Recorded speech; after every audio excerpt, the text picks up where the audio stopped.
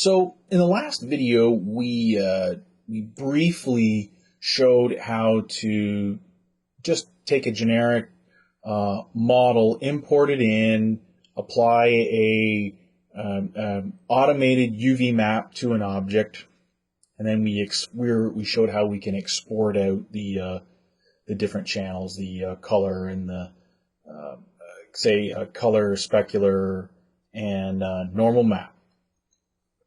Now, like I said, we showed a very basic example. So in this video, Getting Started Part 2, we're going to expand a little bit more into some of the other possibilities and sort of differentiate between different types of models here in this first section.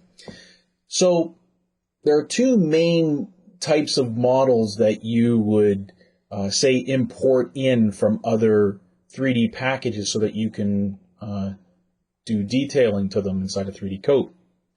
We have polygonal objects like this one. Okay, we can go over to wireframe under view, click on wireframe, and you can see that this is a hard surface model. It has boxy type of polygons. Everything is sort of squared off, that type of thing. There is some rounded surfaces, but there's enough polygons that it creates the illusion of the object actually being smooth. If you look right here on the edges of this object, you can see that it kind of goes chunk, and it kind of clicks in. So this is definitely like a polygonal style object. So polygonal style objects will be, in general, they're usually hard surface things like vehicles, spaceships, buildings, all different types of things like that. When you think of things like that are made of metal and that are inflexible, they don't really move or bend that much, or if at all. Now, they might have joints that they pivot and move from, but like I said, that's why they call hard surfacing, because the object isn't made out of flesh and bone. Whereas we just move over to lightweight for a second. This is an organic object, which is a sub-D style object. So you can import polygonal and sub-D objects into 3D Coat. And let me open this up a little bit. Okay, and let's move to texture wireframe so you can see. So you see how the polygons, the wireframe here, looks a little bit more smooth and rounded, okay? Because sub-D objects work with sort of like a spline type interpolation between the vertices to make everything round.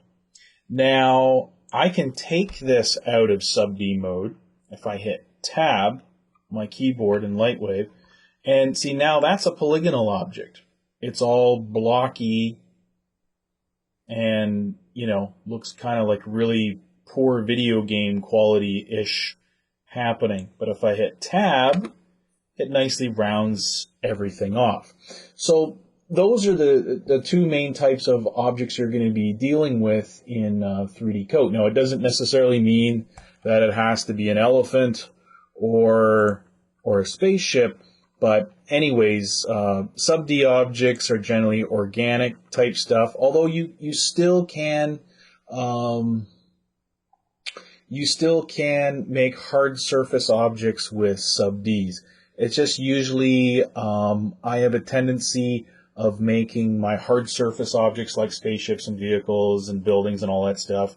I have a tendency of always going the polygonal route. I find it easier for texturing, especially if I'm going to be bringing stuff in and out of Photoshop and that type of thing. Whereas, like I said, sub-D objects are generally organic, meaning things like characters and creatures and animals, so on and so forth. So hopefully that gives you a rough idea of what I mean between polygonal and sub-D objects.